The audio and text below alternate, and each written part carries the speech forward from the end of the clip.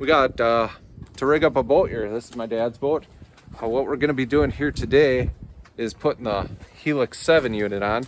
My dad's gonna be running that in his boat. I picked one of those up this winter, and it's what Bud runs in his boat as well.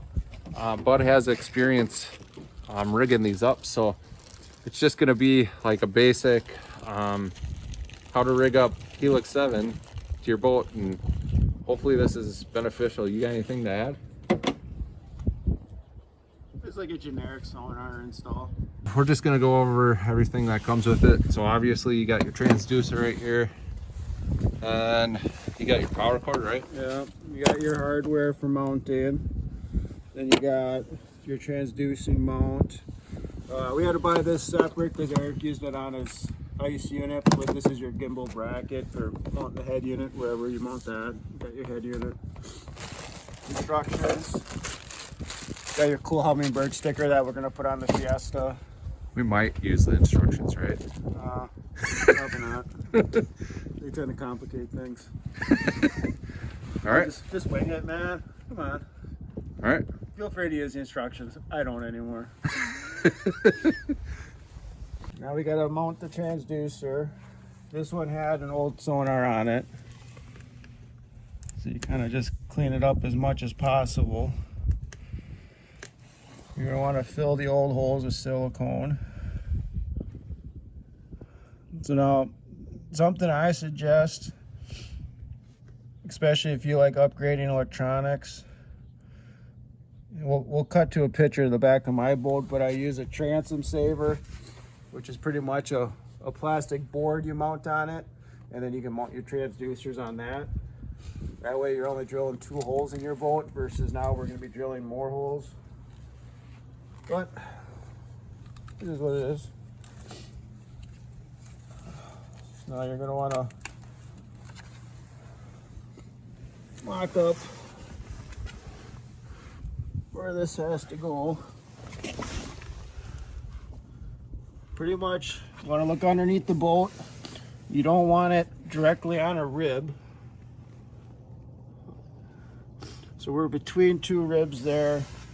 So this would be one spot, but now with running it this close, you're going to get a lot of interference off the motor. Sometimes I like running it here. Where you run in here though is you got the roller right here on the trailer.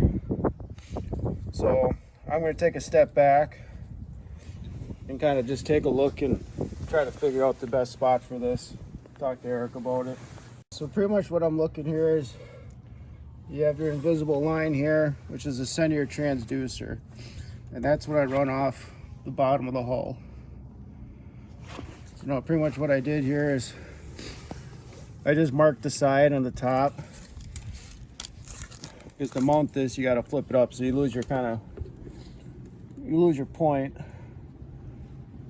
That's what I'll use to then in turn to drill my holes. Yeah, we decided to go behind the rollers because there's enough. There's enough clearance. We're not worried about the transducer, the roller hitting the transducer, so.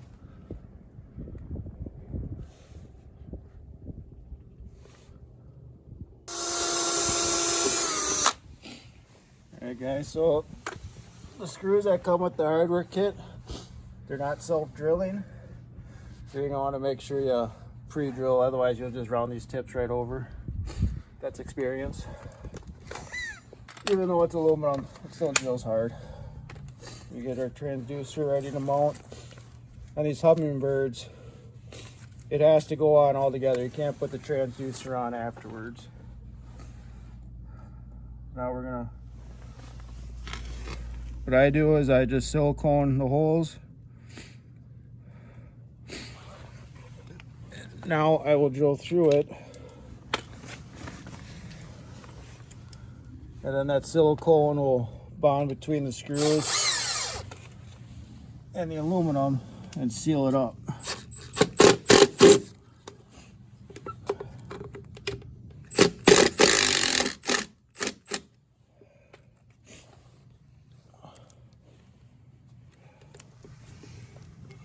The other hole.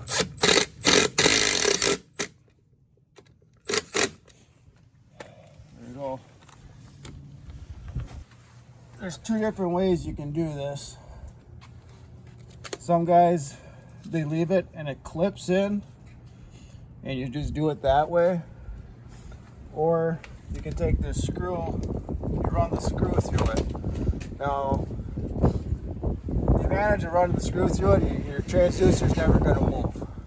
But what it is it's kind of a fail-safe. If you're cruising along and by some reason you hit something with your transducer, the transducer will snap up and it's going to save your transducer.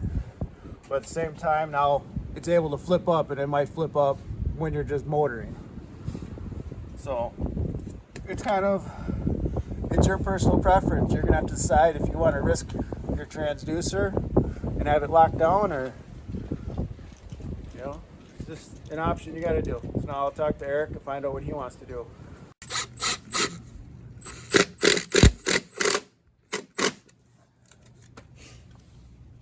There you go.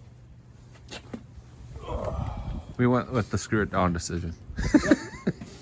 That's how I do mine. I'm like, if you hit something, I mean, it's obviously it's going to be a floating log, because if you hit something like that shallow, your motor's hitting before that.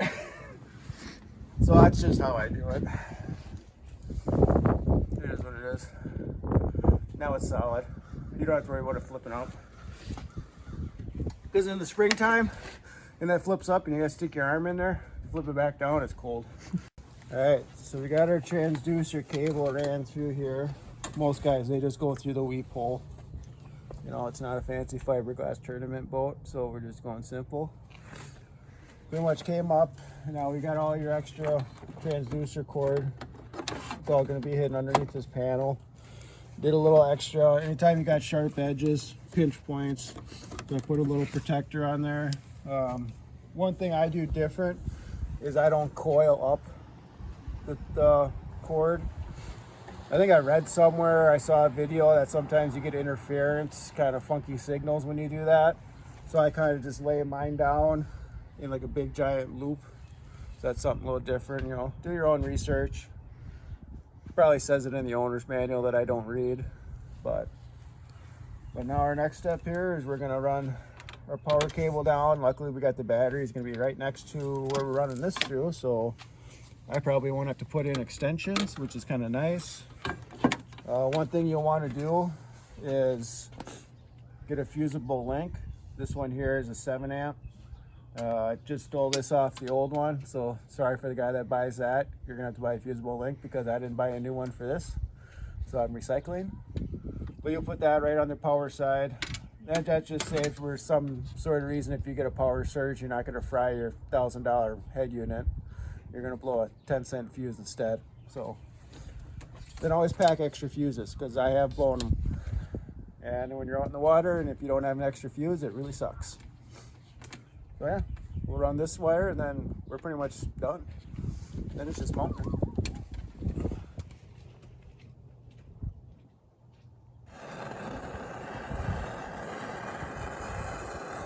Before everybody yells at me, yes, I know this is too big of a connector for this.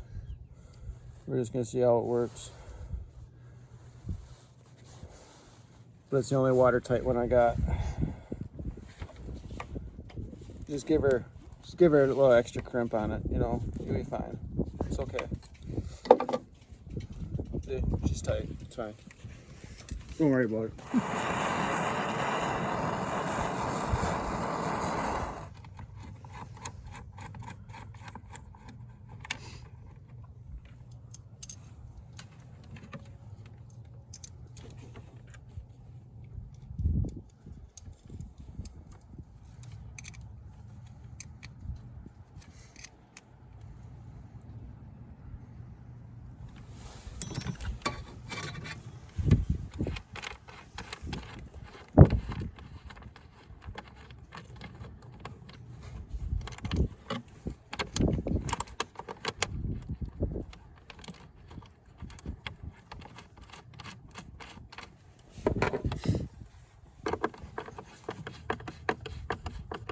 So, we ran it through the existing hole. Got the deck lid back down. I'll screw this down, and then it's just gonna be a matter of mounting the head unit. Now we're demounting the head unit. pretty much this is, you need, you know, this is a tiller boat, so Eric's gonna pretend that he's driving the boat, and we just have to figure out, you know, a happy spot here to figure out where he wants this, and then I'll mark it and stick it.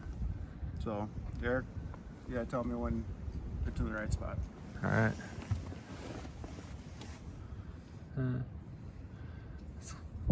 Yeah, I like it angled toward me. Like, yeah, I like that much more. Otherwise, you could buy a fancy gimbal mount where you can actually adjust it and stuff like that, but Eric didn't do that, so. We're poor. Yeah, no, that looks good. Better like that, angled toward me. Transducer cord. Power cord.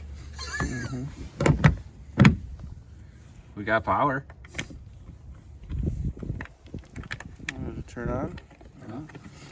Maybe tilt it like that, probably. Yeah, that's perfect. There you go. That's your route. Yep, just gotta turn it off ice mode and we'll be good to go. Any final points you want to make on this installation? Don't be scared. The hardest part is figuring out how to run the wires through your boat. I mean, obviously I hit all these wires. I mean, you don't have to do that, but it's just cleaner and you're not going to get tangled on stuff. But no, it's simple. It's 2 wires. That's all it is. You got a hot and a cold. Get them to the battery. Sometimes if this one here is a direct battery, some boats you'll have like a fuse box or a junction panel that you can run into. The thing with the fuse block too is then you don't have to do the fusible link, because that's your fuse. That's what I run on my boat. But yeah, you know, simple electronics, you're good. Yeah, that's all I got. We've done a video on this already, guys, but since we're doing another transducer installation, this is if you're running, what, 2 transducer on the same side? Yeah, so I have 3 sonars on this boat for some reason, and I run Hummingbird and Lowrance. So this is my Lowrance, like your standard 2D. This is the Hummingbird one. You can obviously tell it's the same one that we're just installing. This one here has side imaging. Now, when I first had this set up, this one was here, this one was here. When I did side imaging off of this one, you have to think of the angle that your sonar is going. So when I ran side imaging, my left side was totally blocked because this one was sitting down just below it. So that's just something to think about. You got to think of like your colons coming off the transducer. You don't want any interference in them. So that's just something to think of. By the way, this is that transom board I was telling you about. And you can see I got extra holes in this because I've done it a couple times. So the transom boards are nice.